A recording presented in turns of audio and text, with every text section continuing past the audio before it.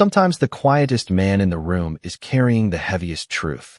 Marcus Reed sat alone beneath the pale glow of a fluorescent light, his hands resting calmly on the cold steel table inside a small holding room, while faint marks circled his wrists like reminders of a day that had changed without warning. Beyond the reinforced glass, conversations drifted through the station with the ordinary rhythm of another evening shift. Keyboards clicked. Telephones rang. Coffee brewed somewhere down the hallway. Officer Derek Callahan leaned casually against the booking desk, speaking with the confidence of someone convinced he had made the right decision. To everyone watching, it appeared to be another routine detention that would disappear into paperwork before sunrise. Marcus never looked toward him. Instead, his attention remained fixed on the old wall clock mounted high above the corridor. Each passing second seemed deliberate, almost as though he understood that time itself was about to become the most important witness in the building. A detention officer approached with a neutral expression and gently placed a telephone on the table. "You are allowed one phone call," she said. Marcus nodded once in appreciation, lifted the receiver, and waited as the line connected. He did not identify himself. He did not explain where he was. He did not complain about being arrested. His voice remained steady, controlled, and surprisingly quiet. "Protocol Gray. Norfolk." The person on the other end said nothing for nearly 2 seconds before replying with a single word. "Confirmed." The line immediately went silent. Marcus carefully returned the receiver to its cradle and folded his hands together once again. Officer Callahan watched the exchange through the glass and gave a faint smile. "That was it," he said to one of the officers nearby. "I expected something a little more dramatic." Marcus offered no response. His breathing remained slow and even. His eyes returned to the wall clock as if the conversation had never happened. For several moments, absolutely nothing changed. Then a telephone rang somewhere inside the station. A dispatcher answered it without concern until her expression shifted. Before she could finish the conversation, another telephone began ringing across the room. Then another. Within less than a minute, multiple desks lit up with incoming calls. Officers exchanged puzzled glances while supervisors stepped out of their offices trying to understand why several agencies suddenly needed immediate confirmation regarding a detainee whose booking process had barely begun. Nobody raised their voice. Nobody rushed through the hallway. Yet the atmosphere quietly transformed. Routine confidence gave way to careful attention. Casual conversation stopped.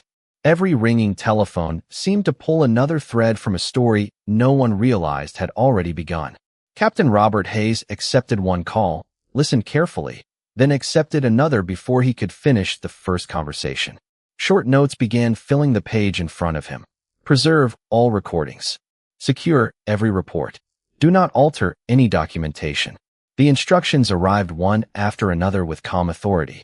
Officer Callahan frowned, unable to understand why a simple detention was suddenly attracting so much attention.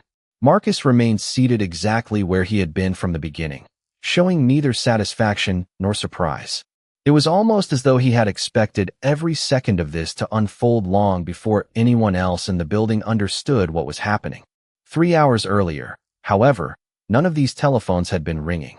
There had been no questions, no preserved evidence, and no growing uncertainty inside the station. There had only been a quiet evening, a neighborhood convenience store, and a man who wanted nothing more than to buy medicine for his mother before going home. 3 hours earlier, Norfolk moved at the comfortable pace of an ordinary weekday evening. The fading sunlight reflected across damp streets while a cool breeze drifted inland from the harbor, carrying the familiar scent of salt water through neighborhoods where military families, longtime residents, and visitors quietly shared the same sidewalks without giving much thought to the service members who passed among them every day. Marcus Reed drove through streets that had shaped his childhood, passing brick homes, family-owned restaurants, and the small church where his mother had attended for decades. After months away on deployment, the city felt both familiar and strangely distant, reminding him that home is never measured by miles alone, but by the people waiting for you when the journey ends. His destination was nothing extraordinary, only a neighborhood convenience store with bright windows glowing against the early evening sky. Before stepping inside, Marcus glanced at the handwritten shopping list resting on the passenger seat. Medicine, tea, and wheat bread. His mother had insisted she could pick them up herself, but Marcus had quietly promised that as long as he was home, she would not have to. Inside the store, warm lights replaced the fading daylight outside. Soft music played overhead while customers wandered peacefully through the aisles, pushing shopping baskets filled with everyday necessities. Marcus nodded politely to the cashier, Emily Carter, before making his way toward the pharmacy section. He carefully compared 2 different bottles of cold medicine, making certain he selected the same brand his mother preferred. On his way to the register, a young boy accidentally dropped several bags of snacks across the floor. Without hesitation, Marcus knelt, gathered each package, and handed them back with an easy smile. The boy thanked him before hurrying toward his father, who returned a grateful nod. It was the kind of quiet act of kindness that most people forget within minutes. Yet Emily noticed it from behind the register and smiled to herself while scanning another customer's groceries. Marcus paid for the medicine, the tea, and the loaf of bread, accepted his receipt, thanked Emily, and slipped the folded paper into the shopping bag without another thought. Outside, the parking lot remained calm. A shopping cart rolled gently across the pavement before stopping against a curb. Someone loaded groceries into the trunk of a sedan, while another customer unlocked a pickup truck a few spaces away. Marcus checked a text message from his mother asking him not to hurry because dinner could wait. He smiled, placed the phone back into his pocket, and picked up the paper bag. The stainless steel watch on his wrist caught the glow of a nearby streetlight, its scratched surface reflecting years of quiet service that no stranger could recognize with a single glance.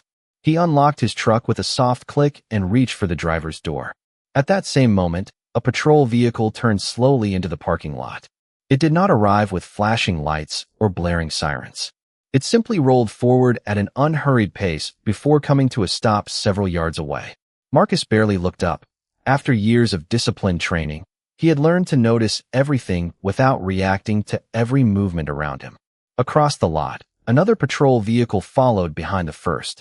Neither Marcus nor anyone else standing outside the store had any reason to believe that an ordinary stop in an ordinary parking lot was only moments away from becoming the beginning of a story that would soon reach far beyond the walls of a single police station. Officer Derek Callahan stepped out of the patrol vehicle with the easy confidence of someone who expected every instruction to be followed without question. His boots crossed the damp pavement at an unhurried pace as he watched Marcus Reed standing beside his pickup truck with a simple paper shopping bag in one hand.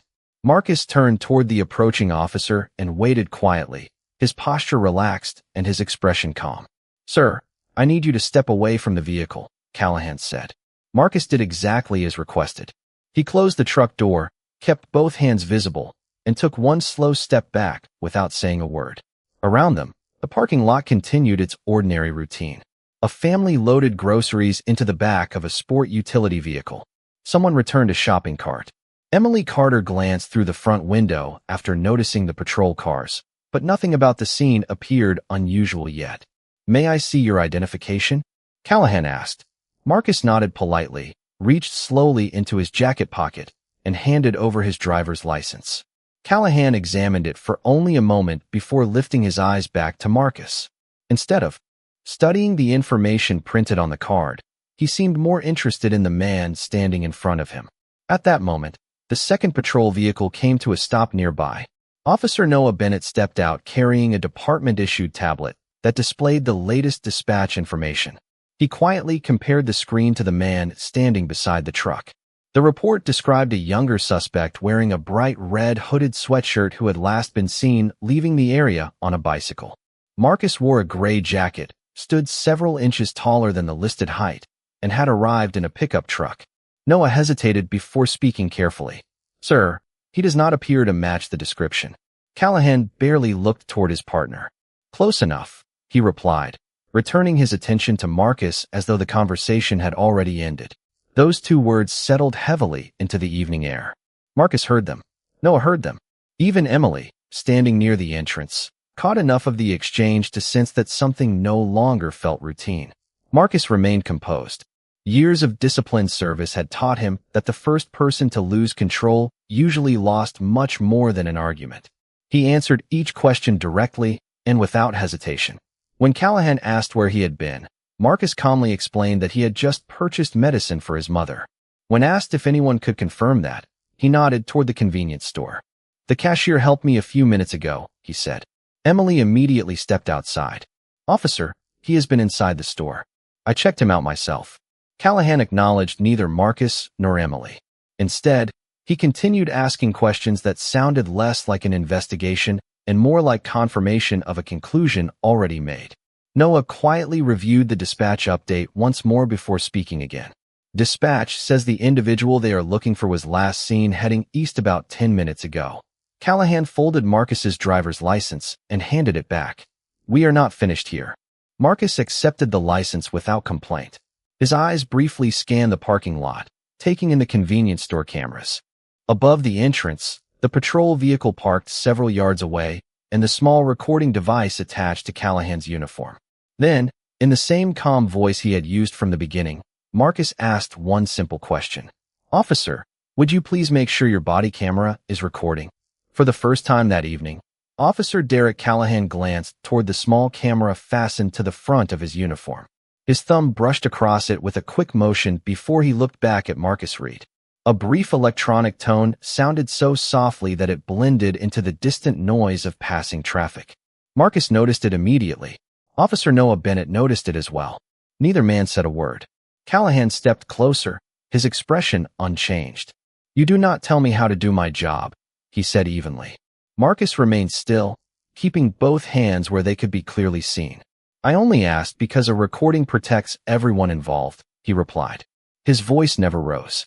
There was no challenge in his tone, only quiet respect. Somehow that calm answer seemed to frustrate Callahan even more than an argument would have. "Place the bag on the hood of the truck," Callahan instructed.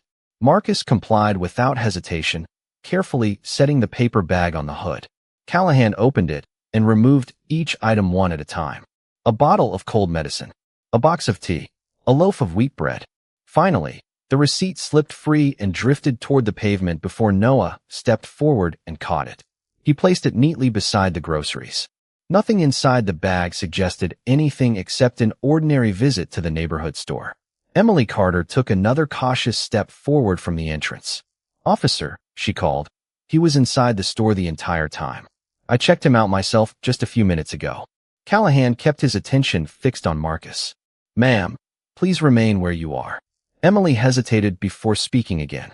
"The security cameras will show exactly when he came in and when he left." Callahan answered without looking toward her. "We will review everything if necessary." Marcus quietly watched the exchange unfold. He understood that repeating the same explanation would not change the direction of the encounter. Instead, he paid attention to details that others might overlook. The convenience store camera faced the parking lot entrance. The patrol vehicle remained parked with its dashboard camera pointed toward the truck. Noah's body camera indicator continued flashing steadily. Every observation settled into Marcus's memory with practiced precision. Callahan continued asking questions, but each answer seemed to lead only to another assumption. When Marcus calmly explained that he had returned home after several months away, Callahan simply nodded without writing anything down. Noah checked the dispatch update one more time and spoke carefully. "Sir, dispatch has confirmed the individual they are searching for was last seen several blocks east of here." Callahan barely acknowledged him. "We are finishing this stop first." Noah lowered his eyes, clearly uncomfortable but unwilling to openly challenge his senior officer in the middle of the encounter. The evening air suddenly felt heavier. A few customers paused beside their vehicles, quietly watching from a respectful distance without interfering. Marcus took one slow breath and remained exactly where he had been instructed to stand. His calm never changed. Callahan looked at him for another moment before making his decision. "At this point, you are being detained while we verify everything." Marcus gave a single nod. "I understand," he answered. He followed every instruction without resistance as standard department procedures were carried out. Emily looked on with disbelief while Noah silently recorded each passing moment. As Marcus was escorted toward the waiting patrol vehicle, he glanced once more at the cameras surrounding the parking lot. He realized this evening had quietly become about much more than one mistaken stop. Somewhere between assumptions and evidence, the truth had already begun waiting for its opportunity to be heard. The ride to the station passed in almost complete silence. Streetlights slipped across the patrol vehicle windows one after another, while Norfolk continued with its ordinary evening, unaware that a simple misunderstanding was quietly growing into something much larger.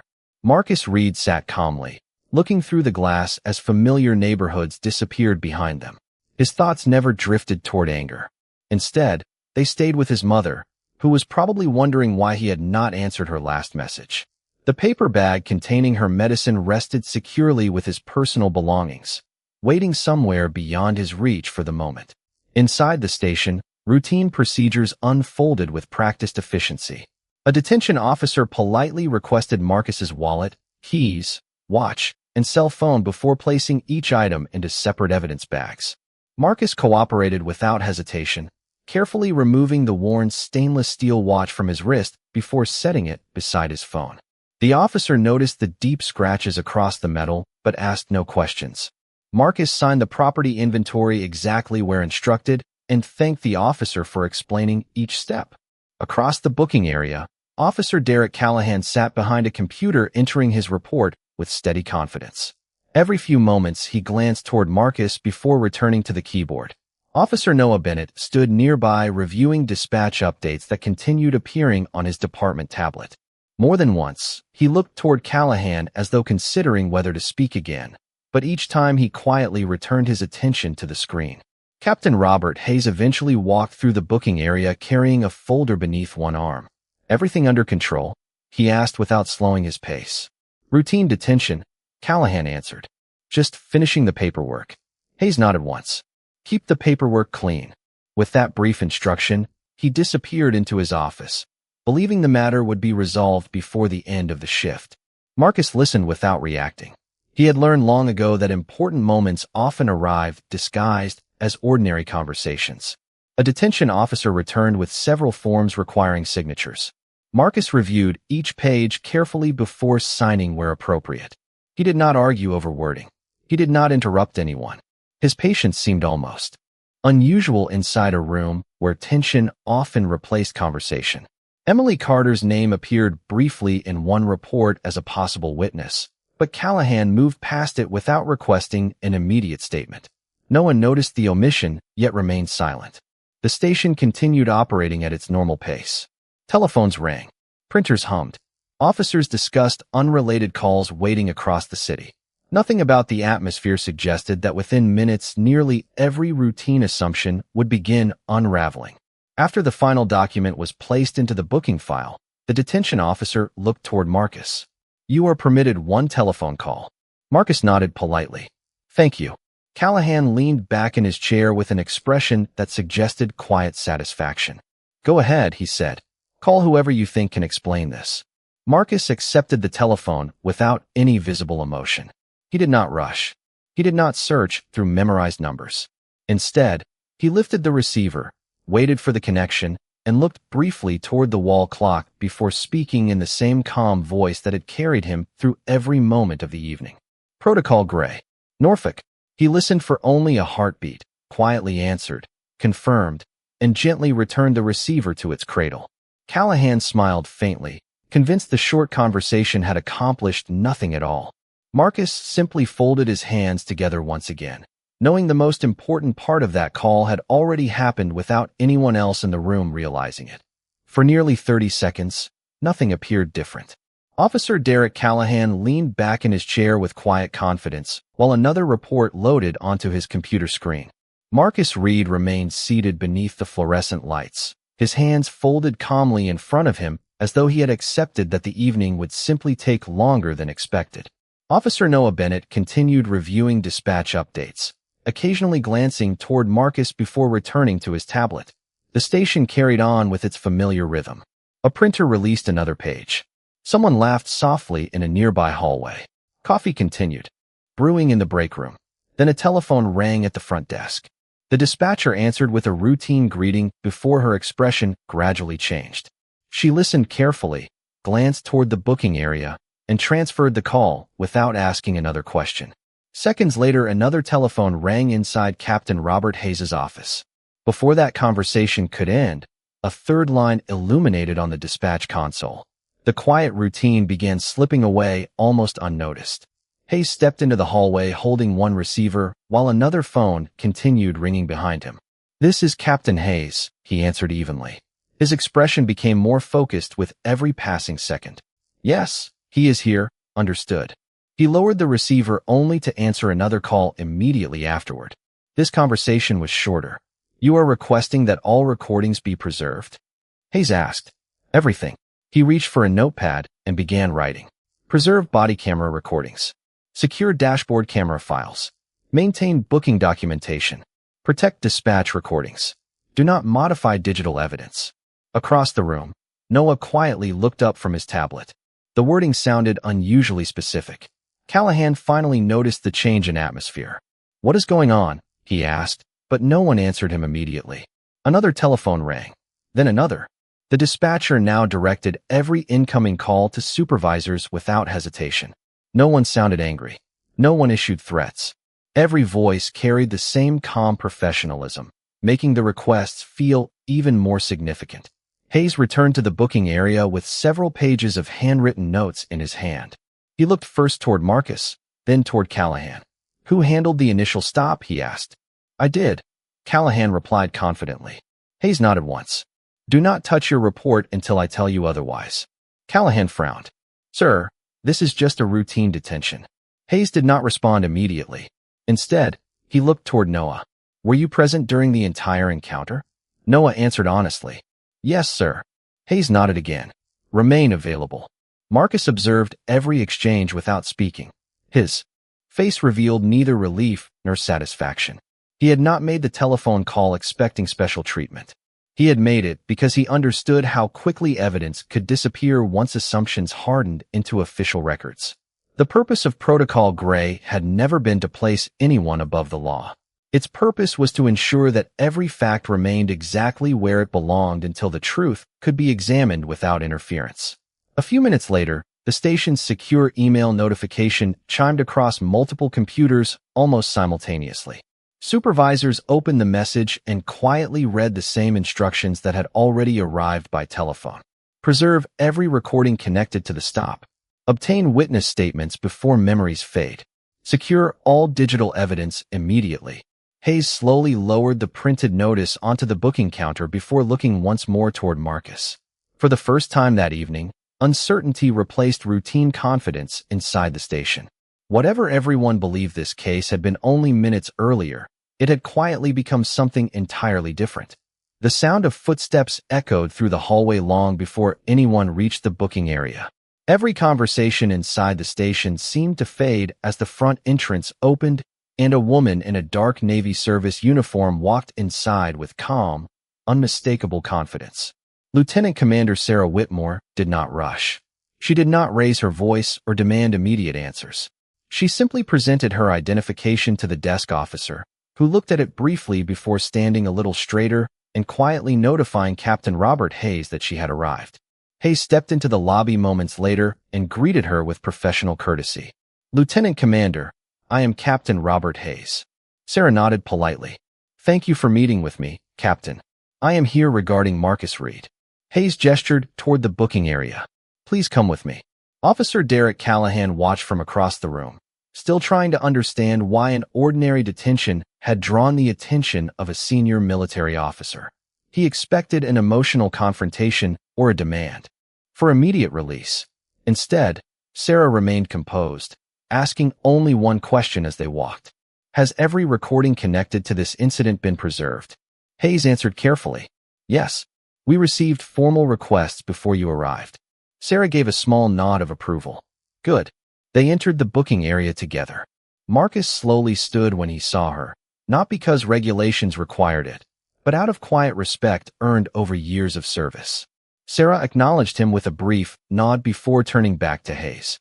"Captain, Petty Officer First Class Marcus Reed is an active-duty United States Navy SEAL assigned to a classified operational command. I am not here to request special treatment. I am here to verify his identity and ensure that established legal procedures continue without interference." The room became noticeably quieter. Noah Bennett lowered the tablet in his hands. Even Callahan's confident expression began to fade. Hayes looked from Sarah to Marcus and back again. His status has already been confirmed through official channels, he admitted. Then we are in agreement, Sarah replied. The evidence should determine what happens next. There was no anger in her voice, only calm certainty. Hayes turned toward the detention officer. Release Mr. Reed from the holding room while we complete the administrative review. Marcus thanked the officer as his personal belongings were returned one item at a time.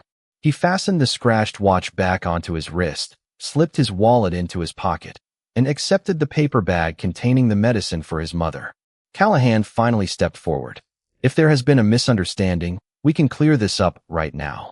Marcus looked at him without hostility. His answer came quietly enough that everyone in the room had to listen carefully. This stopped being about me the moment assumptions replaced facts. No one interrupted. Marcus continued. Captain, I appreciate your professionalism. Lieutenant Commander, thank you for coming. But before anyone calls this a simple mistake, I want to ask one question. He paused for only a moment before looking directly at Hayes. What happens to the next man who does not have a commander to call? The words settled over the room with greater weight than any raised voice ever could. No one answered immediately because every person standing there understood that the question was no longer about Marcus Reed alone. Captain Robert Hayes did not answer Marcus Reed's question immediately because he understood that any response given too quickly would sound like an excuse instead of leadership. The booking area remained unusually quiet as every person present realized the evening had crossed an invisible line. Lieutenant Commander Sarah Whitmore stood beside Marcus without speaking. She had not come to argue his innocence or demand special treatment. She had come to make certain that the truth would be preserved before assumptions became permanent records. Hayes slowly nodded toward the conference room. Let us review everything from the beginning. Within minutes, the preserved evidence began arriving one piece at a time. The convenience store security footage appeared first. The timestamp showed Marcus entering the store several minutes before the dispatch call describing the actual suspect. The video clearly captured him selecting medicine, speaking politely with Emily Carter, helping a young boy gather dropped snacks, paying for his purchases, and leaving with nothing more than a paper bag. There was no urgency in his movements and no behavior that suggested criminal activity. Emily was interviewed while the events remained fresh in her memory. Her statement matched the recording exactly. She described Marcus as respectful, patient, and completely cooperative throughout his visit. She also confirmed that she attempted to explain what she had witnessed during the parking lot encounter. Next came the dispatch recordings. The timeline revealed that updated information identifying the suspect's direction of travel had already reached Officer Noah Bennett before the detention continued. Noah answered every question honestly. He explained that he had informed Officer Derek Callahan that Marcus did not match the description provided by dispatch. He repeated the exact words he had heard in response. Close enough. No one in the room reacted outwardly, yet everyone recognized the importance of those two words now that they were supported by multiple witnesses and official recordings. Then the dashboard camera footage was reviewed alongside the body camera recordings. The videos confirmed that Marcus had remained calm from beginning to end. He answered questions respectfully, followed every instruction, kept his hands visible, and even requested that the body camera remain recording because, as he had quietly explained, a recording protects everyone involved. There was no argument, no resistance, no threatening behavior, only a citizen asking that the truth be documented. As each piece of evidence aligned with the next, the larger picture became impossible to ignore. What had first appeared to be an isolated misunderstanding now raised broader questions about decision-making, investigative judgment, and adherence to established procedures. Hayes quietly instructed that previous reports involving similar concerns be identified for administrative review. He made no accusations and reached no final conclusions that evening, but he understood that accountability required examining patterns rather than isolated moments. Callahan remained silent as the evidence unfolded before him. The confidence that had carried him through the booking process slowly disappeared, replaced by the realization that every important moment had been preserved exactly as it happened. Marcus watched without satisfaction. He had never wanted anyone embarrassed or punished simply for his own sake. His purpose had been the same from the beginning. Facts deserved to outlive assumptions. Before leaving the conference room, Sarah Whitmore looked toward Hayes and spoke quietly. Protocol Gray was never activated to protect Marcus Reed from the law. It was activated to protect the law from losing the truth. No one disagreed, because by then every person in the room understood that the most powerful evidence had not come from authority. It had come from patience, documentation, and the quiet decision to let the facts speak before anyone else did. Marcus Reed stepped outside the station just as the first light of morning began softening the Norfolk skyline. The cool air carried the familiar scent of the harbor, and for the first time since entering the convenience store hours earlier, he allowed himself a slow, steady breath. Lieutenant Commander Sarah Whitmore walked beside him until they reached the parking lot. "You handled yourself well," she said quietly. Marcus offered a small smile. "I only did what I was trained to do." Sarah looked toward the station entrance before replying. Not everyone could have remained that calm. Marcus glanced at the paper bag resting in his hand. "If I had lost my patience, people might have remembered my reaction instead of the facts." Sarah nodded with quiet understanding. "Take your mother home her medicine," she said. "The rest will follow the proper process." Marcus thanked her, climbed into his truck, and drove through streets that looked exactly as they had only a few hours earlier. The traffic lights changed. Coffee shops opened their doors. Parents walked children toward school bus stops.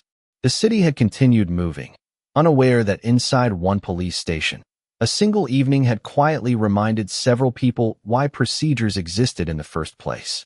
Back at headquarters, Captain Robert Hayes gathered his command staff before the morning shift began. He announced that the incident would receive a complete administrative review and confirmed that Officer Derek Callahan would be removed from field duty pending the outcome of that process. He also ordered a broader examination of previous cases that raised similar procedural concerns. Hayes understood that accountability meant more than addressing one decision. It required asking whether the system itself had ignored warning signs that should have been recognized much earlier. Officer Noah Bennett remained at the station long after his scheduled shift ended, providing a detailed statement that matched both the dispatch recordings and the preserved video evidence. Emily Carter also completed her formal interview, calmly describing everything she had witnessed from behind the register and outside the convenience store. Every timeline aligned. Every recording supported the next. Facts connected with facts until assumptions had nowhere left to stand. None of those people knew exactly what the final administrative findings would be, but they all understood that the truth had been given the opportunity to speak without interruption. Nearly an hour later, Marcus pulled into the driveway of his mother's modest home. Helen Reed opened the front door before he reached the porch. Her expression changed from concern to relief the moment she saw him carrying the familiar paper bag. "You took much longer than I expected," she said gently. Marcus handed her the medicine with a warm smile. "I know. I am sorry." She looked into his eyes for a moment, sensing that something important had happened even before he explained it. "Are you all right?" she asked. Marcus nodded. "Yes, ma'am. Everything that matters is all right." They walked inside together. The kettle soon began warming water for tea while the morning sunlight spread across the kitchen table where Marcus had shared countless breakfasts growing up. After a quiet moment, Helen asked one final question. "Did you remain the man you chose to become?" Marcus answered without hesitation. "Yes, ma'am. I did." Outside, another ordinary day had already begun, but somewhere inside the station, preserved recordings, honest witness statements, and careful leadership continued moving justice forward one verified fact at a time. Marcus never believed that real strength came from proving who you were. Real strength came from protecting the truth so completely that it could still stand on its own long after you walked away. Because a badge can command attention, but only character can earn lasting respect. And when truth is preserved before pride, justice never needs to raise its voice to be heard.